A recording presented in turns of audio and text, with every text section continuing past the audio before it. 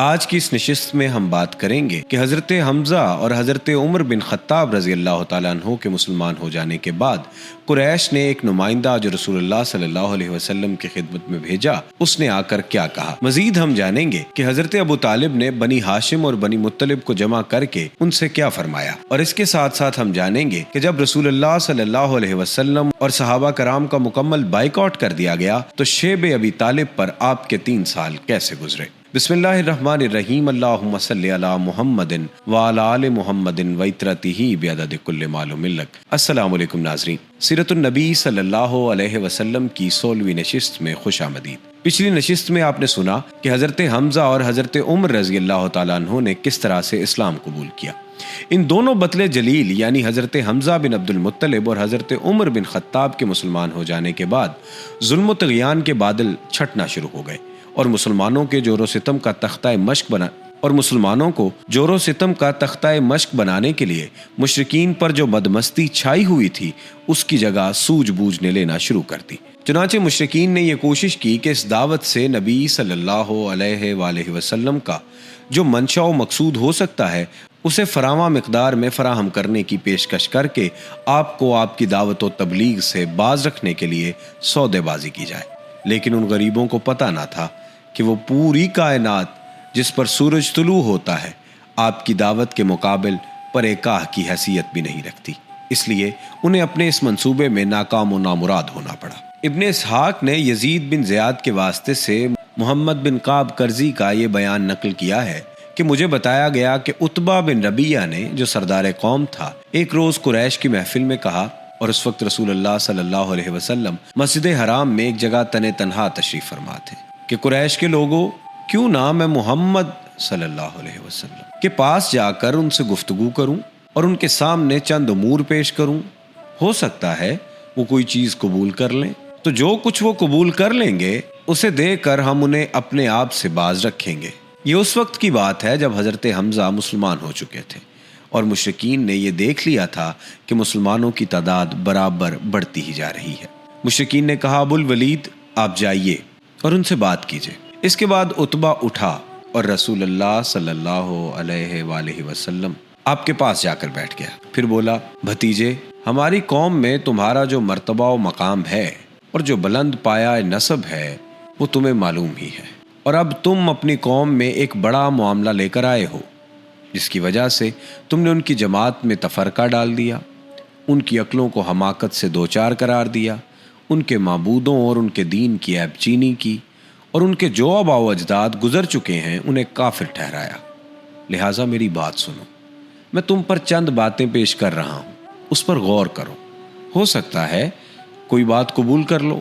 رسول اللہ صلی اللہ علیہ وآلہ وسلم نے فرمایا، ابو الولید کہو، میں سنوں گا۔ ابو الولید نے کہا، بھتیجے یہ معاملہ جسے تم لے کر آئے ہو، اگر اس سے تم یہ چاہتے ہو کہ مال حاصل کرو تو ہم تمہارے لیے اتنا مال جمع کیے دیتے ہیں کہ تم ہم سب میں سے زیادہ مالدار ہو جاؤ گے، اور اگر تم یہ چاہتے ہو کہ اعزاز و مرتبہ حاصل کرو تو ہم تمہیں اپنا سردار بنا لیتے ہیں، یہاں تک کہ تمہارے بغیر کسی معاملے کا فیصلہ نہیں کریں گے، اور اگر تم چاہتے ہو کہ بادشاہ بن جاؤ تو ہم تمہیں اپنا بادشاہ بنا لیتے ہیں، اور اگر یہ جو تمہارے پاس آتا ہے کوئی جن بھوت ہے جسے تم دیکھتے ہو لیکن اپنے آپ سے دفع نہیں کر سکتے تو ہم تمہارے لیے اس کا علاج تلاش کر دیتے ہیں، نعوذ باللہ، اور اس سلسلے میں ہم اپنا اتنا مال خرچ کرنے کو تیار ہیں کہ تم شفایاب ہو جاؤ، کیونکہ کبھی کبھی ایسا ہوتا ہے کہ جن بھوت انسان پر غالب آ جاتا ہے اور اس کا علاج کروانا پڑتا ہے۔ عتبہ یہ باتیں کہتا رہا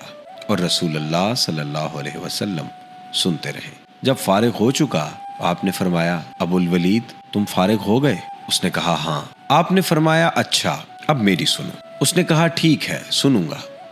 آپ نے فرمایا، بسم اللہ الرحمن الرحیم، حامیم، یہ رحمان و رحیم کی طرف سے نازل کی ہوئی ایسی کتاب ہے جس کی آیتیں کھول کھول کر بیان کر دی گئی ہیں۔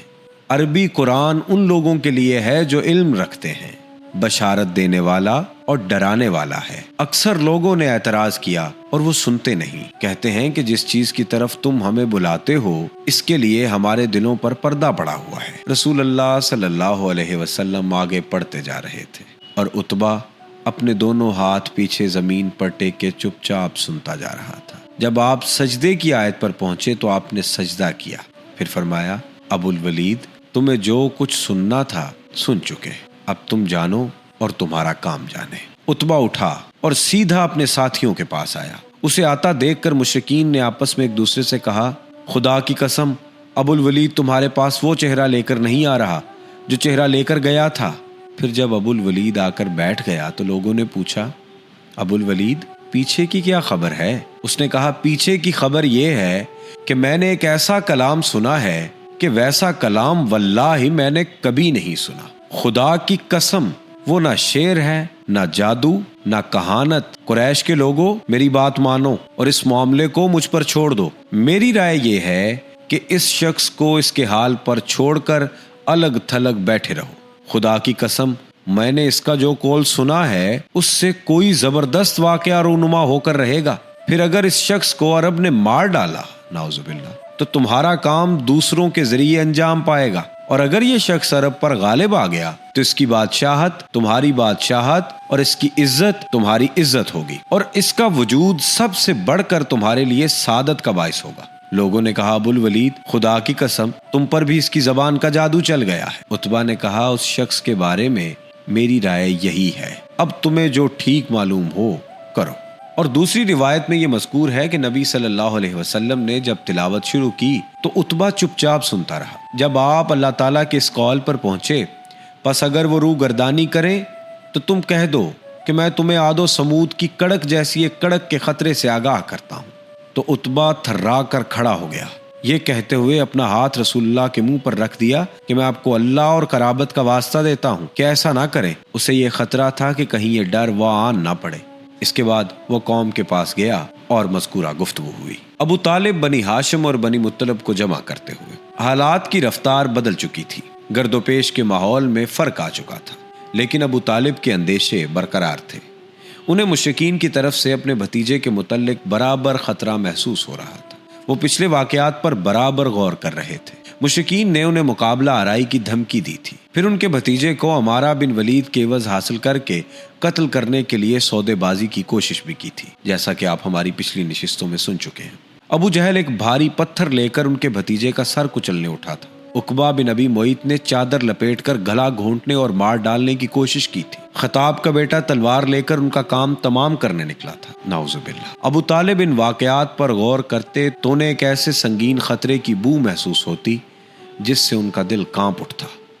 انہیں یقین ہو چکا تھا کہ مشرکین ان کا عہد توڑنے اور ان کے بھتیجے کو قتل کرنے کا تہیہ کر چکے ہیں، اور ان حالات میں خدا نخواستہ اگر کوئی مشرک اچانک آپ پر ٹوٹ پڑا تو حضرت حمزہ یا حضرت عمر یا کوئی اور شخص کیا کام دے سکے گا؟ ابو طالب کے نزدیک یہ بات یقینی تھی، بہرحال صحیح بھی تھی، کیونکہ مشرکین اعلانیہ رسول اللہ صلی اللہ علیہ وسلم کے قتل کا فیصلہ کر چکے تھے، نعوذ باللہ۔ اور ان کے اسی فیصلے کی طرف اللہ تعالیٰ کے اس قول میں اشارہ ہے، اگر انہوں نے ایک بات کا تہیہ کر رکھا ہے تو ہم بھی تہیہ کیے ہوئے ہیں، یعنی مشرکین آپ صلی اللہ علیہ وسلم کے قتل کا تہیہ کیے ہوئے تھے، نعوذ باللہ۔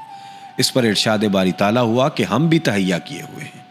اب سوال یہ تھا کہ ان حالات میں ابو طالب کو کیا کرنا چاہیے۔ انہوں نے جب دیکھا کہ قریش ہر جانب سے ان کے بھتیجے کی مخالفت پر تل پڑے تو انہوں نے اپنے جد اعلیٰ عبد مناف کے 2 صاحبزادوں ہاشم اور مطلب سے وجود میں آنے والے خاندانوں کو جمع کیا اور انہیں دعوت دی کہ اب تک وہ اپنے بھتیجے کی حفاظت و حمایت کا جو کام تنہا انجام دیتے رہے اب اسے مل کر انجام دیں۔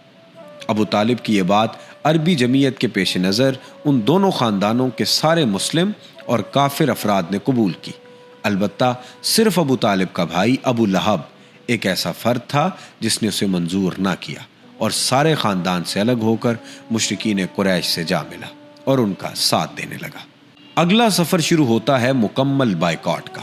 صرف 4 ہفتے یا اس سے بھی کم مدت میں مشرکین کو 4 بڑے دھچکے لگے تھے، یعنی حضرت حمزہ نے اسلام قبول کیا، پھر حضرت عمر مسلمان ہو گئے، پھر محمد صلی اللہ علیہ وسلم نے ان کی پیشکش یا سودے بازی مسترد کر دی، پھر قبیلہ بنی ہاشم و بنی مطلب کے سارے ہی مسلم و کافر افراد نے ایک ہو کر نبی صلی اللہ علیہ وسلم کی حفاظت کا عہد و پیمان کیا۔ اس سے مشرکین چکرا گئے اور انہیں چکرانا ہی چاہیے تھا، کیونکہ ان کی سمجھ میں آ گیا کہ اگر انہوں نے نبی صلی اللہ علیہ وسلم کے قتل کا اقدام کیا تو آپ کی حفاظت میں مکہ کی وادی مشرکین کے خون سے لالازار ہو جائے گی، بلکہ ممکن ہے کہ ان کا مکمل صفایا ہی ہو جائے۔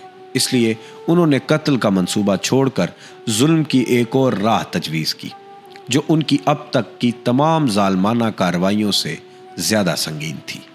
سو انہوں نے تجویز تیار کی اور اس تجویز کے مطابق مشرکین وادی مصحب میں خیف بنی کنانہ کے اندر جمع ہوئے اور آپس میں بنی ہاشم اور بنی مطلب کے خلاف یہ عہد و پیمان کیا کہ نہ ان سے شادی بیاہ کریں گے، نہ خرید و فروخت کریں گے، نہ ان کے ساتھ اٹھے بیٹھیں گے، نہ ان سے میل جول رکھیں گے، نہ ان کے گھروں میں جائیں گے اور نہ ان سے بات چیت کریں گے، جب تک کہ وہ رسول اللہ صلی اللہ علیہ وآلہ وسلم کو قتل کرنے کے لیے ان کے حوالے نہ کر دیں۔ نعوذ باللہ۔ مشرکین نے اس بائیکاٹ کی دستاویز کے طور پر ایک صفحہ لکھا جس میں اس بات کا عہد و پیمان کیا گیا تھا کہ وہ بنی ہاشم کی طرف سے کبھی بھی کسی صلح کی پیشکش قبول نہ کریں گے، نہ ان کے ساتھ کسی طرح کی مروت برتیں گے جب تک کہ وہ رسول اللہ صلی اللہ علیہ وسلم کو قتل کرنے کے لیے مشرکین کے حوالے نہ کر دیں۔ نعوذ باللہ۔ ابن قیم کہتے ہیں کہ کہا جاتا ہے کہ یہ صحیفہ منصور بن اکرمہ بن عامر بن ہاشم نے لکھا تھا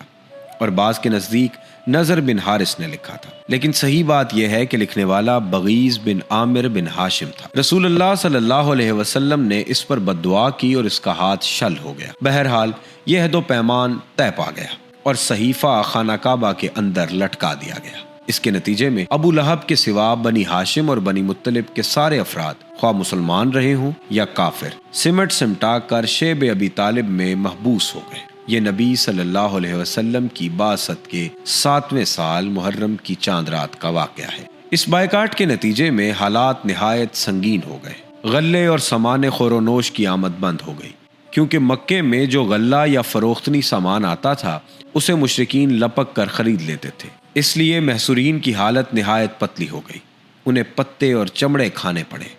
فاقہ کشی کا حال یہ تھا کہ بھوک سے بلکتے ہوئے بچوں اور عورتوں کی آوازیں گھاٹی کے باہر سنائی پڑتی تھی۔ ان کے پاس بمشکل ہی کوئی چیز پہنچ پاتی تھی، وہ بھی پس پردہ۔ وہ لوگ حرمت والے مہینوں کے علاوہ باقی ایام میں اشیاء ضرورت کی خرید کے لیے گھاٹی سے باہر نکلتے بھی نہ تھے۔ وہ اگرچہ قافلوں سے سامان خرید سکتے تھے جو باہر سے مکہ آتے تھے، لیکن ان کے سامان کے دام بھی مکے والے اس قدر بڑھا کر خریدنے کے لیے تیار ہو جاتے تھے کہ محصورین کے لیے کچھ بھی خریدنا مشکل ہو جاتا۔ حکیم بن خزام جو حضرت خدیجہ رضی اللہ تعالیٰ عنہ کا بھتیجا تھا، کبھی کبھی اپنی پھوپھی کے لیے گیہوں بھجوا دیتا تھا۔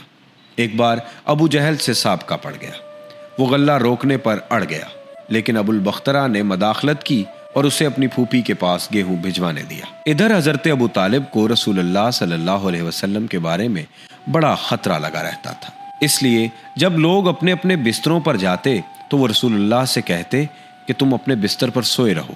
مقصد یہ ہوتا کہ اگر کوئی شخص آپ کو قتل کرنے کی نیت رکھتا ہو تو دیکھ لے کہ آپ کہاں سو رہے ہیں۔ پھر جب لوگ سو جاتے تو ابو طالب آپ کی جگہ بدل دیتے، یعنی اپنے بیٹوں، بھائیوں یا بھتیجوں میں سے کسی کو رسول اللہ صلی اللہ علیہ وسلم کے بستر پر سلا دیتے اور رسول اللہ صلی اللہ علیہ وسلم سے کہتے کہ تم اس کے بستر پر چلے جاؤ۔ اس محصوری کے باوجود رسول اللہ صلی اللہ علیہ وسلم اور دوسرے مسلمان حج کے ایام میں باہر نکلتے تھے اور حج کے لیے آنے والوں سے مل کر انہیں اسلام کی دعوت بھی دیتے تھے۔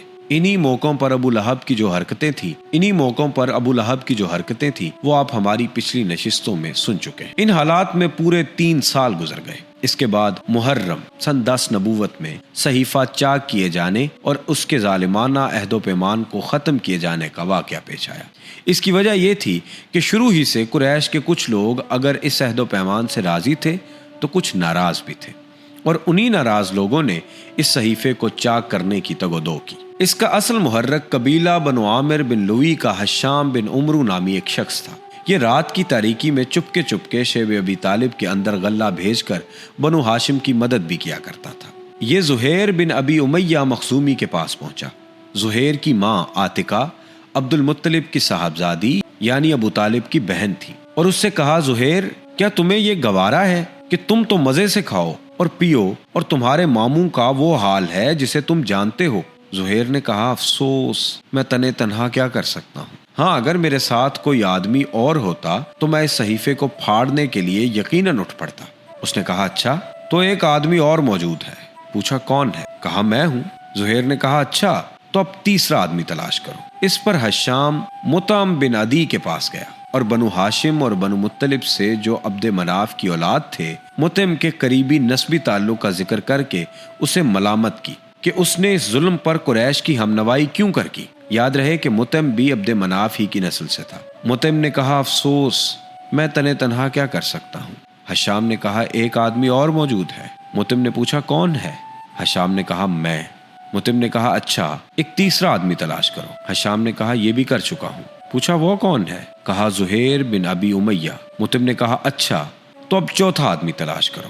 اس پر حشام بن عمرو ابو البخترہ بن حشام کے پاس گیا اور اس سے بھی اسی طرح کی گفتگو کی جیسے مطعم سے کی تھی۔ اس نے کہا بھلا کوئی اس کی تائید بھی کرنے والا ہے؟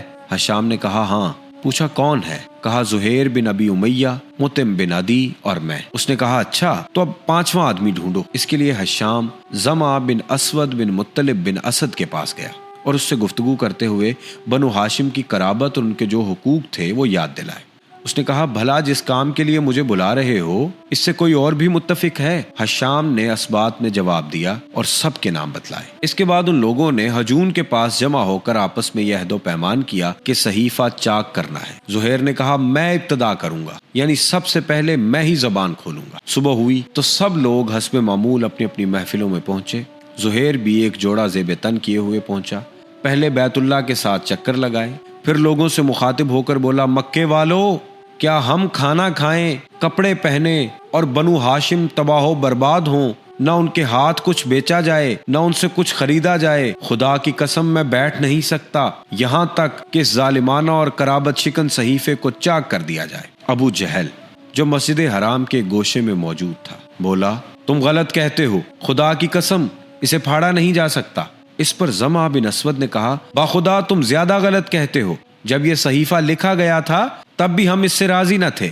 اس پر ابو البخترہ نے گرہ لگائی زمع ٹھیک کہہ رہا ہے، اس میں جو کچھ لکھا گیا ہے اس سے نہ ہم راضی ہیں نہ اس سے ماننے کو تیار ہیں۔ اس کے بعد مطعم بن عدی نے کہا تم دونوں ٹھیک کہتے ہو اور جو اس کے خلاف کہتا ہے غلط کہتا ہے۔ ہم اس صحیفے سے اور اس میں جو کچھ لکھا ہوا ہے اس سے اللہ کے حضور برات کا اظہار کرتے ہیں۔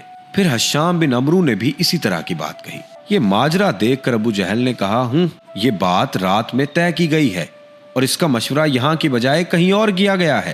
اس دوران ابو طالب بھی حرم پاک کے گوشے میں موجود تھے اور ان کے آنے کی وجہ یہ تھی کہ اللہ تعالیٰ نے رسول اللہ صلی اللہ علیہ وسلم کو اس صحیفے کے بارے میں یہ خبر دی تھی کہ اس پر اللہ تعالیٰ نے کیڑے بھیج دیے جنہوں نے ظلم و ستم اور قرابت شکنی کی ساری باتیں چٹ کر دی ہیں اور صرف اللہ عز و جل کا ذکر باقی چھوڑا ہے۔ پھر نبی صلی اللہ علیہ وسلم نے اپنے چچا کو یہ بات بتائی تو وہ قریش سے کہنے آئے تھے کہ ان کے بھتیجے نے انہیں یہ اور یہ خبر دی ہے، یعنی صحیفے پر جتنی بھی شرائط ہیں جو آپ کو ایذا پہنچاتی ہیں اسے کیڑے چاٹ گئے ہیں۔ اگر وہ جھوٹا ثابت ہوا تو ہم تمہارے اور اس کے درمیان سے ہٹ جائیں گے اور تمہارا جو جی چاہے کرنا، لیکن اگر وہ سچا ثابت ہوا تو تمہیں ہمارے اس ظلم سے باز آنا ہوگا۔ جب قریش کو یہ بتایا گیا تو انہوں نے کہا آپ انصاف کی بات کہہ رہے ہیں۔ ادھر ابو جہل اور باقی کے لوگوں کی نوک جھونک ختم ہوئی تو مطعم بن عدی صحیفہ چاک کرنے کے لیے اٹھا۔ کیا دیکھتا ہے کہ واقعی کیڑوں نے اس کا صفایا کر دیا ہے، صرف بسمک اللہم باقی رہ گیا ہے اور جہاں جہاں اللہ کا نام تھا وہ بچا ہے یا کیڑوں نے اسے نہیں کھایا تھا۔ اس کے بعد صحیفہ چاک ہو گیا اور رسول اللہ صلی اللہ علیہ وسلم اور بقیہ تمام حضرات شیب ابی طالب سے نکل آئے اور مشرکین نے آپ کی نبوت کی ایک اور عظیم الشان نشانی دیکھی، لیکن ان کا رویہ وہی رہا جس کا ذکر اس آیت میں ہے کہ اگر وہ نشانی دیکھتے ہیں تو رخ پھیر لیتے ہیں اور یہ کہتے ہیں کہ یہ تو چلتا پھرتا جادو ہے، نعوذ باللہ۔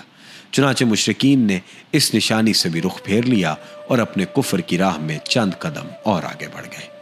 ناظرین، آج کی اس نشست سے فی الحال اتنا ہی۔ اپنے میزبان سید ابرار ابو الحسن کو اجازت دیجیے۔ اللہ حافظ و ناصر۔